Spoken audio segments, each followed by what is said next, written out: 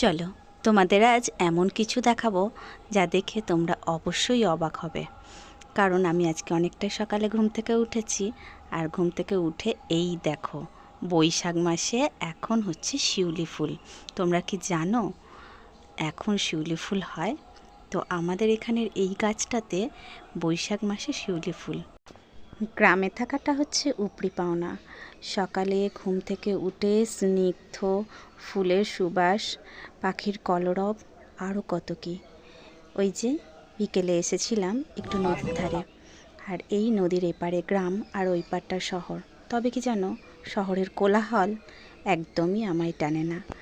গ্রামের এই স্নিগ্ধ সুন্দর পরিবেশ আমার ভীষণ ভালো লাগে।